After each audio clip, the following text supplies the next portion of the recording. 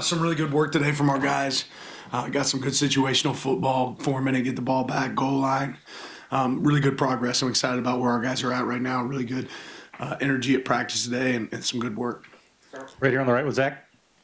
When he got here 2 years ago to where he is now, Austin knows that. What have you seen him develop the most? Where do you think he's grown the most? Yeah, I think the guy's just a winner. I mean, he has become really comfortable in our system. He understands it, and I think that Coach Stein and the offensive staff do a good job of continuing to push that, but he's just really level-headed. I think he's got to see some great quarterbacks in front of him with Dylan and Bo, and that experience of seeing how those guys operate day in and day out and what he can be. He's a guy that can make every throw, is a good decision maker, and really a leader of our team. James here on the left. See the quarterbacks wearing some kind of contraption, cameras or something or other out there. Is that for the VR stuff? Is that straight up cameras? Is that for recruiting? What's the just an opportunity to get different views of what the quarterback sees pre-snap, right? And there's a lot of different ways we can use that. Right here on the left, Eric.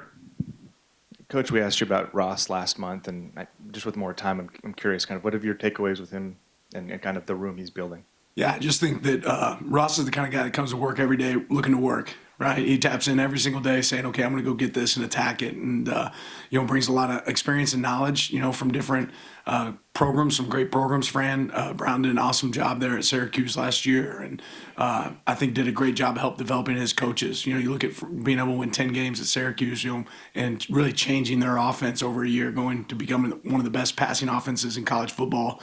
That's part of what Ross brings here. But his energy, his enthusiasm, his effort to coach every single day, I think that's really credit to the way he approaches each day. Right here on the right, Zach.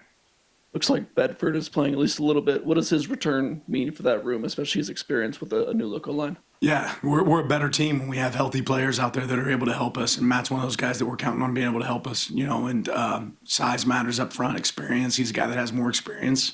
And just it's great to see him healthy out there. And he has a great energy and enthusiasm on the field. James. Several guys in the receivers room remarked about what Gary's role was last season, even as he was hurt.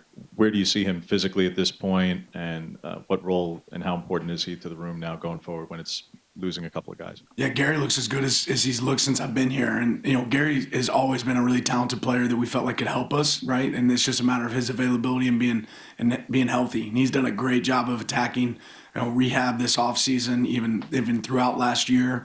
He's been a leader. He stepped up in front of the team yesterday and had some words on Saturday and had some words to share with the team about the direction of this program. So really pleased with Gary and his progress, and definitely think we're a better team with a healthy Gary out there. Back left, Matt. Yourself and your assistants that have spoken so far have talked about how spring's all about growth. How do you grade that? What are the metrics do you use to find that the team did grow?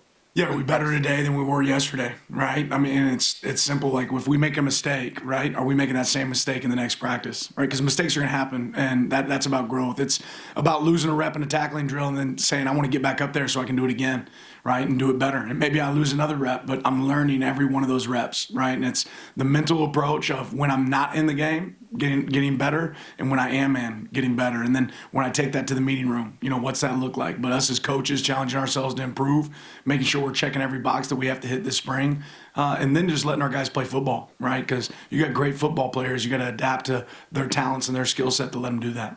James.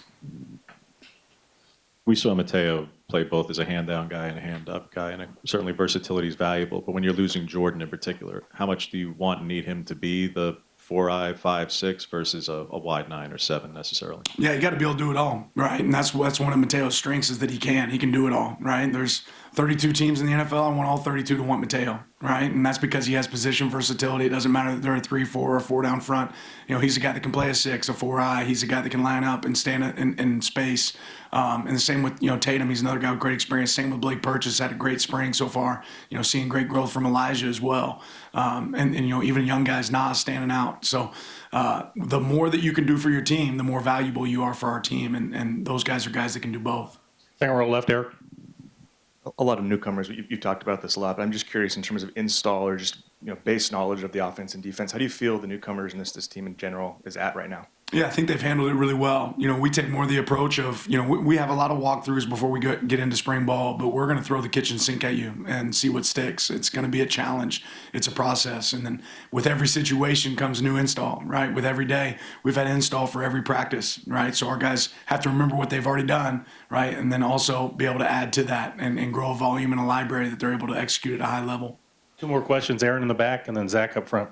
Seems like last season, last spring, Coach Adams kind of built a camaraderie within the wide receiver room. How would you just describe the competition with Coach Douglas and him taking over the competition within the wide receiver room this spring? Yeah, I see, great leadership, and there's a lot of guys that can play at a high level in there, right? And I think that's credit to the recruiting job that, Junior did while he was here. And then I think Ross hasn't missed a step. He's hit the ground running, and trust happens over time, right? He has to have that opportunity to earn those guys' trust. But I know that they know they're getting coached every single day by Ross, and we got some great guys in that room that I think will be able to help us in a big way. Zach, Probably know the answer to this question already, but will you be watching the Masters this week, and do you have a pick for who's going to win? Maybe I can get a little bit of it Sunday, right? Maybe I can get a little bit of it Sunday. It's a awesome competition, but no, I probably won't be catching a lot of it. I'll just check the boards afterwards, and it's hard to bet against Scheffler right now. He's pretty good. So, all right, have a good one. Appreciate it. Thanks, Dan.